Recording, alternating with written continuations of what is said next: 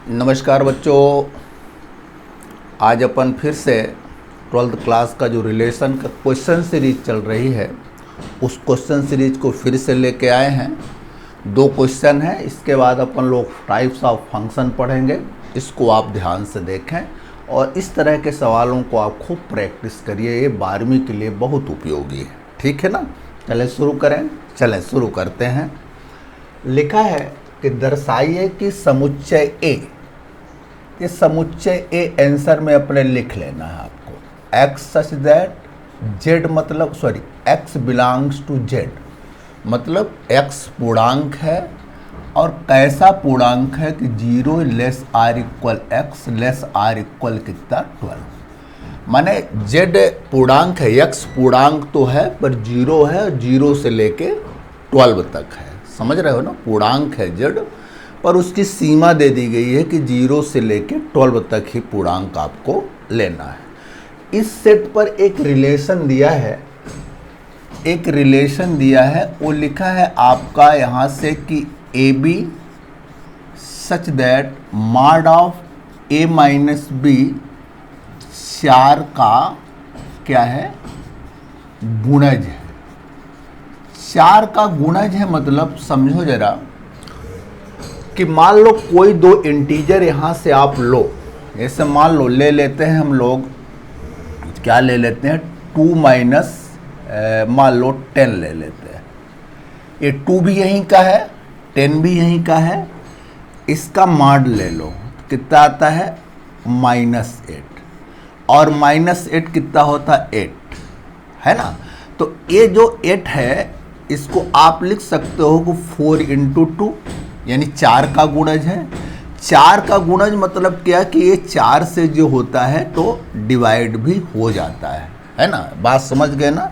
4 का गुणज मतलब 4 से वो चीज़ क्या हो जाए? डिवाइड हो जाए। 4 का मल्टीपल मतलब 4 से वो डिवाइड हो जाए। ठीक है ना? ऐसी चीज़ आपको नंबर सोचना है, आपको पूर्णांक से 0 से 12 के बीच में। बात समझ में आ गई? कहता है कि इस तरह का संबंध 4 का गुणज है, एक तुल्यता संबंध दिखाना है, इक्विवेलेंस रिलेशन दिखाना है। तो पक्का है वह स्वतुल्य होगा, रिफ्लेक्सिव होगा, सम्मित होगा, सिमेट्रिक होगा और संक्रामक, तीनों चीज होगी वो, तब वो जाके तुल्यता संबंध बन जाएगा। तो बात आपको समझ में आई होगी कि हम लोगों का जो उद्देश्य है तो केवल ये करना है, उसको इक्विवेलेंस रिलेशन दिखाना। अब चलो हम लोग उसको स्वतुल्य संबंध दिखाते हैं। स्वतुल्य संबंध यानी रिफ्लेक्सिव रिलेशन दिखाते हैं। आपको दिखाना है कि सत्य बात जो है इसी से आप रिलेशन से आप नकल कर लेना। ए लिखा है, ए एक बार और लिख लेना तो खुद का खुद से रिलेशन हो जाएगा ए, और इसमें ये वाला रूल लगा देना। तो मॉड ऑफ ए माइनस ए, ये जानते हो कितना होता है 0, और 0 का मॉड कितना होता है 0।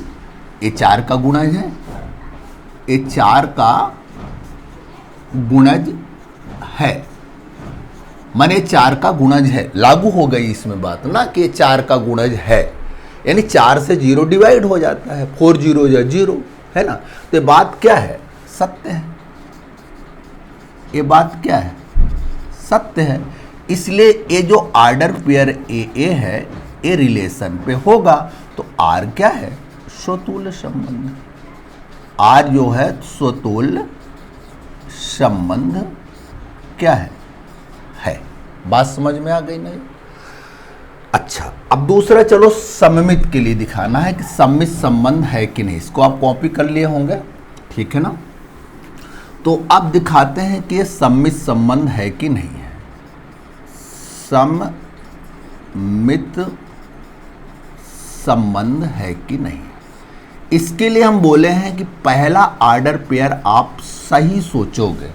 पहला ऑर्डर पेयर आप क्या करोगे? सही सोचोगे। तो इसी का नकल कर लेना। ए बी रिलेशन पे है, इसका मतलब कि mod of A minus B 4 का क्या है? गुणज है। ये बात सही लिए आप। अब क्या इससे आप ऐसा लिख सकते हो कि बी ए बिलोंग कर जाए आर को, इसी से लिखना है आपको, दूर से नहीं लिखना है ना, इसी से तो हम कर सकते हैं। मॉड के अंदर की बात है ना, तो इसको माइनस कॉमन ले लें तो हो जाएगा बी माइनस ए भी क्या हो जाएगा 4 का गुणज है। मॉड के अंदर निगेटिव कोई फर्क नहीं डालता है, तो ये हो जाएगा बी माइनस ए 4 का क्या है गुणज है। इसलिए जो ऑर्डर पेयर ए बी लिए थे ना, इसका उल्टा दिखाना था ना, बी ए रिलेशन पे है, तो आर क्या हो जाएगा, आर सममित संबंध है। देख लिए ना, मॉड के अंदर आप ऐसा लिख सकते हो, चाहे ए माइनस बी लिखो चाहे बी माइनस ए लिखो, आप बी माइनस ए 4 का गुणज आप दिखा दिए हो, तो यानी बी ए ऑर्डर पेयर रिलेशन पे है, यानी ये सममित संबंध हो गया, कोई दिक्कत नहीं है। सब नकल करना है आपको। अब देखते हैं कि क्या ये संक्रामक संबंध है कि नहीं है। अब देखते हैं संक्रामक संबंध। संक्रामक संबंध ट्रांजिटिव रिलेशन देखना है। अब तुमको 2 बात सही लिखना है। यदि 2 बात, एक तो यही उठा लेना कि A B belongs to R, इसका मतलब क्या लिखा है कि ए माइनस बी। अच्छा, ये 4 का गुणज है ना, हम पिछले प्रॉब्लम में आपको बताए थे पिछले लेक्चर पे, इसको आप लिख सकते हो 4 इंटू लेमडा। लेमडा का मान ये अचर है, कुछ भी हो सकता है, उससे हमारा कोई इंटरेस्ट नहीं है। केवल हमको ये देखना चाहिए कि जो मान लेमडा का रखो, जो इसका आंसर आए 0 और 12 के बीच में आए, है ना, समझ रहे हो ना। ऐसे 1 रख सकते हो, 2 रख सकते हो, 3 रख सकते हो, पर 4 नहीं रखना इसको, चूंकि ये बाहर चला जाएगा। इसका जो रिजल्ट भी होगा तो यहीं से आएगा, ए भी यहीं का होगा, बी भी यहीं के होगा। तो 4 के गुणज को हम इस तरह से लिख सकते हैं, कोई इसमें आपको दिक्कत नहीं होनी चाहिए, कोई दिक्कत नहीं है। अच्छा, एक तुम दिमाग लगा लो, अभी तुमको हम समझाए देते हैं कि मान लो x माइनस 3 इक्वल टू 4 लिखा है, तो जब मॉड खुलेगा तो x minus 3 equal to plus minus 4 करके खुलता है। ये आप दिमाग में रख लो, हम 11th में मॉडुलस फंक्शन पढ़ाए हैं, उसको आप खोल के देख सकते हो, ठीक है। जब मॉड खुलेगा तो प्लस माइनस लेके खुलता है, ठीक है। यहाँ तो केवल हम इतना ही बता पाएंगे आपको, ये बात आप दिमाग में रखोगे। तो इसका मतलब ये हो गया कि जब मॉड से a माइनस बी बाहर गया तो प्लस माइनस 4 लेमडा, इसको ना हो तो लेमडा 1 मान लो, लेमडा 1 मान लो, ये हो जाएगी एक बात। और दूसरी भी बात तुमको सही लेना है, अपने से लेना है। ए बी ले लिए हो यहाँ से, तो बी सी ले लो, बी सी बिलोंग्स टू क्या आर। इसका मतलब क्या कि mod of B minus C equal to 4 lambda 2, यही 4 का मल्टीपल है, इसको ऐसा लिख सकते हो। तो ए भी जब खुलेगा तो खुलेगा आपका B minus C equal to plus minus 4 lambda 2, इसको मान लो 2 नंबर। अब तुमको देखना है कि जो ये रिलेशन आप सही माने हो, इसके हिसाब से जो तुम सही चीज़ ऑर्डर पेयर सोचो, सही ऑर्डर पेयर जो आप सोचे हो, तो क्या इन दोनों नियम से क्या हम ऐसा लिख सकते हैं, ए बी हो गया, बी सी हो गया, हमको ए सी चाहिए, मालूम है ट्रांजिटिव में ए सी चाहिए, तो क्या इसको हम ए माइनस सी लिख सकते हैं। इन्हीं दोनों से आप देखोगे, हम हर बार आइडिया तुमको बताते हैं, इन्हीं दोनों से क्या लिख सकते हो।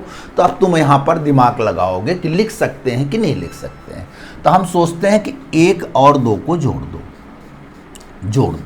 तो हो जाएगा a minus B plus B minus C equal to plus minus 4 lambda 1 plus 4 lambda 2। तो बी बी कैंसिल हो गया, तो इससे आ जाएगा a minus C equal to plus minus 4 common ले लो, लेमडा 1 प्लस लेमडा 2, ठीक है।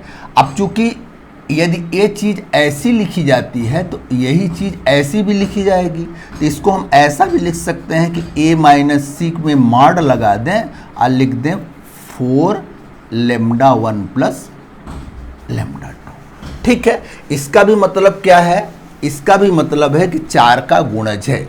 इसका मतलब ये है कि a माइनस सी का जो मॉडुलस है ये 4 का क्या है, गुणज है। जब ये 4 का गुणज हो गया तो निश्चित रूप से AC नहीं लिखा है ना, AC, तो AC हमारा बिलोंग कर जाएगा किसको, R से। देखो AB बिलोंग किया R को, BC बिलोंग किया R को, AC बिलोंग कर गया R को, तो R क्या हो गया, संक्रामक संबंध है। हम बोले भी थे आपको कि यदि मल्टीपल पूछे या कि डिवाइड पूछे, भाज्य पूछे, तो आप एक ही रूल अप्लाई करोगे। हमने तो केवल माड लगा था इसलिए इस सवाल को ले लिया था। इम्पोर्टेंट भी है 12वीं के दृष्टिकोण से कि आप इस चीज़ को अच्छे से देखें इसको, ठीक है। इसको आप कॉपी कर लें, बढ़िया फर्स्ट क्लास, कोई दिक्कत नहीं है, कोई प्रॉब्लम नहीं है। संक्रामक संबंध भी हो गया। अब तीनों संबंध हो गए तो लास्ट में आप लिखोगे इस तरह से, 12 क्लास में लिखना है तुमको कि R, अतः R श्रोतुल्य सममित तथा संक्रामक संबंध है, इसलिए R तुल्यता संबंध होगा। ये चीज आप यहां से प्रूव कर दिए, इक्विवेलेंस रिलेशन हो गया। इस तरह से आप 12th में यदि क्वेश्चन आए रिलेशन से तो इस तरह से आप व्यवस्थित लिखोगे, तब आपको नंबर मिलेगा। ठीक है, पहला क्वेश्चन हम लोगों ने किया। अब दूसरा क्वेश्चन आप देखेंगे, उस कॉपी कर लिए होंगे इसको, आप इसको हम रफ किए देते हैं। अब दूसरे क्वेश्चन पर फोकस करेंगे कि ए क्या कहता है, इसको भी क्या करना है सेकंड क्वेश्चन पे। यहाँ पर एक सेट दिया है ए, 1, 2, 3 से लेके 9 तक ये सेट दिया है और आर ए क्रॉस ए में एक संबंध है। आर एक संबंध है, तो आर संबंध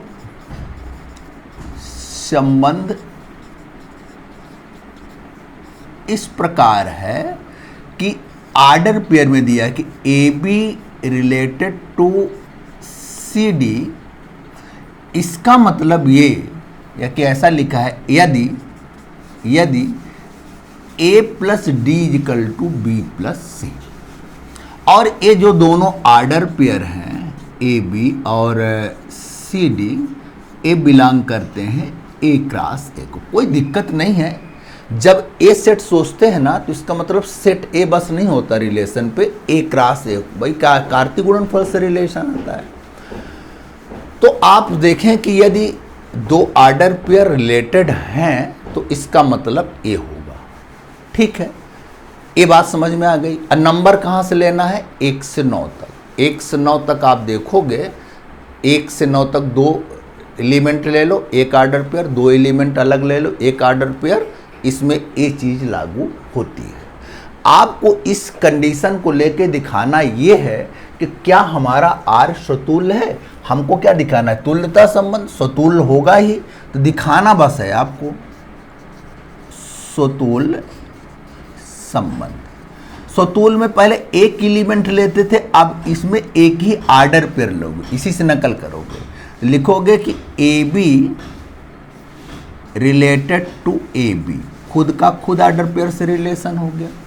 इसका मतलब क्या कि A plus D, A plus B equal to B plus C, तो बी प्लस ए, ये क्या है, चाहे ए प्लस बी लिखो चाहे बी प्लस ए लिखो, ये क्या है, सत्य है। इसलिए A be related to A B A, B be related to ए बी, हाँ लिख दो, हाँ होगा। तो आर क्या है, आर स्वतुल्य संबंध है। ये बात सत्य है, नहीं सत्य है। चाहे आप लिख दो 1 + 2 और चाहे लिख दो 2 + 1, एक ही बात है। ठीक है, अब दिखाते हैं हम लोग कि क्या ये सम्मित संबंध है कि है ही है, आपको दिखाना भर है। सम्मित संबंध देखना है। एक आर्डर पेयर यहीं से ले लेना है, ए आर्डर पेयर यही ले लो। यदि ये रूल लगा दो, यदि A be related to C D, इसका मतलब क्या, इसी से देखो A plus D equal to B plus C. अब देखना है कि A be related to C D लेके चले हो सही, तो क्या हम इसको दिखा सकते हैं कि C D related to A B. मतलब क्या, आपको यहां से यदि आप ऐसा दिखा दो कि C plus B equal to D plus A, क्या दिखा सकते हो? यदि दिखा सकते हो तो ये चीज़ क्या हो जाएगा, लागू हो जाएगी, ये रिलेशन होगा इसमें। तो आप दिखाओ क्या लिख सकते हो? तो लिखने का हम लोग प्रयास करेंगे। यहाँ पर लिखा है क्या कि सी डी चाहिए आपको, सी प्लस डी। इसका मतलब क्या कि सी क्या चाहिए आपको, सी डी इधर आ गया ना, तो C plus A, sorry C plus B, C plus B ऐसा चाहिए ना, सी प्लस बी और डी प्लस ए, ऐसा आपको चाहिए। तो क्या लिख सकते हो? लिख सकते हो, देख लो। इसको यदि हम पलटी मारें, इधर को लेके आए, इसको लिख सकते हैं कि b प्लस सी, इसको पलटी लिख लें तो a प्लस डी लिख सकते हैं। इसी को फिर पलट सकते हैं तो ये लिख सकते हैं c plus B equal to D plus A. ये क्या है? सत्य है। ये क्या है? सत्य है। इसलिए C D related to A B, इसका A be related to C D लिए थे, अब C D related to A B. माने आंसर पहले लिख लो, तुमको आसानी हो जाएगी कि हमको क्या क्या हाँ पाना इसी से है। जो दिया है इसी को हम ऐसा लिखे हैं, इसी को ऐसा ले, आपके सुविधा के लिए हमने आंसर पहले लिख दिया था, जिससे आपको ये आसानी हो जाए कि हमको क्या लाना है, फटाफट आप इसको ला दिए। बहुत सरल है, कोई दिक्कत नहीं है, बहुत ही आसान काम है। ठीक है, तो ये सम्मित संबंध भी हो गया, तो लिख दे दो कि आर सम्मित संबंध है। अच्छा, अब ये आप कॉपी कर लिए होंगे। अब दिखाते हैं कि संक्रामक संबंध दिखाते हैं। अब दो चीज आपको यहां सही लेनी पड़ती है, नकल करके ही लेना है आपको, है ना। संक्रामक संबंध यदि लिखोगे, यदि यही नकल कर लो, ए बी ले लो रिलेटेड टू सी डी ले लो। इसका मतलब क्या कि A plus D equal to B plus C, इसको एक नंबर मानो। और दूसरा ले लो, एक यही सी डी शुरू करोगे ना भाई, ऐसे नहीं शुरू कर, तो ए बी बी सी, तो आर्डर पेयर में ए बी सी डी और ई एफ ले लो। ठीक है, तो इसका मतलब क्या कि C plus F equal to D plus E, इसको दूसरा नंबर ले लो। समझ रहे हो ना। पहला एन होता है A plus D B plus C, तो C plus F D plus E. अब क्या इन दोनों संबंध से आप नकल कर लो। हमको क्या चाहिए, ए बी सी, तो हमको ए चाहिए और ए चाहिए, लास्ट हम लिखे देते हैं। तो हमको चाहिए क्या, A be related to E F चाहिए। ठीक है ना। तो इसका मतलब क्या कि हमको क्या चाहिए कि A plus F equal to B plus E चाहिए। ठीक है, इन दोनों से। तो एक और दो से चाहिए। हम देखो क्या बढ़िया किए हैं, नकल कर लिए हैं कि ऐसा ही आना चाहिए। पर आना किससे चाहिए, जो ये दोनों संबंध आप सही लिए हो उसी से आना चाहिए। ऐसा नहीं कि आप जबरदस्ती लिख दोगे, समझ रहे हो ना। हम तो आपके आसानी के लिए कि आपको ये बनाना है, मतलब आपको हटाना क्या है, माने ए एफ चाहिए, बी ई चाहिए, तो आपको यहाँ से डी हटाना है ना। तो एक और दो ऐसा हम बल्कि लिख देते हैं कि 1 + 2 किए देते हैं, तो हो जाएगा a + d + c + f, c + f = b + c और d + e, d + e। ठीक है, जोड़ दिए, एक लेफ्ट जोड़ दिए, इसको बी सी डी ई इसको जोड़ दिए। तो यहाँ से देखो ये डी डी कैंसिल हो रहा है और सी सी भी कैंसिल हो रहा है। बचा क्या आपके पास, a + f = b + e। देखो यही चीज़ मिल गई कि नहीं मिल गई?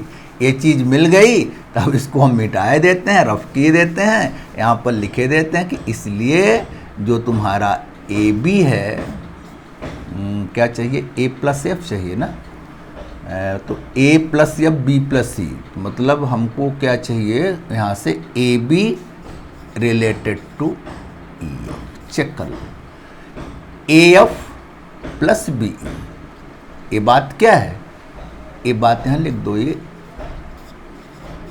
सत्य है।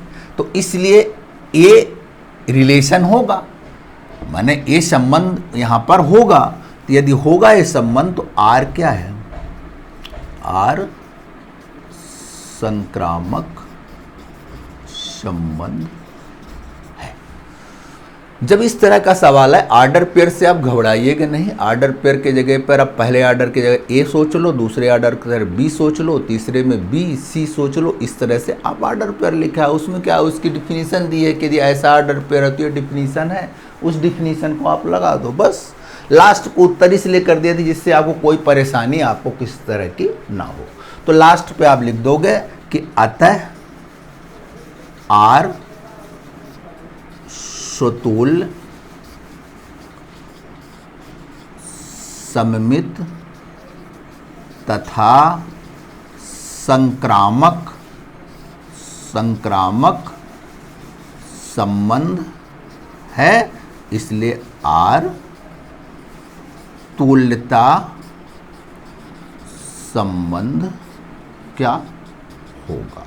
ठीक है, अच्छा, तुल्यता संबंध दिखा दे। आपको हम बता दें कि इसी सवाल में यदि इक्विवेलेंस क्लास किसी का पूछ दे, 1 का, 2 का, 3 का, 4 का, तो आप इक्विवेलेंस क्लास वाला 12th का लेक्चर आप देखोगे, उसी चीज़ को इसी में ले जाके ऐड कर दोगे, तो आपको पूरा क्वेश्चन बन जाएगा कि किसी का इक्विवेलेंस क्लास भी पूछ सकता है, 1 का, 1 2 का, आर्डर पेयर का, इसमें आर्डर पेयर का पूछेगा, और इसमें अलग एलिमेंट का पूछेगा, जैसे 0 का, इसमें पूछ सकता है 1 2 का, 1 3 का, 1 5 का। किसी आर्डर पेयर का आपको यदि तुल्यता वर्ग पूछता है तो आप उसी को ले जाके इसी पे आप ऐड कर दोगे। ठीक है, आप इसको अच्छे से देखोगे।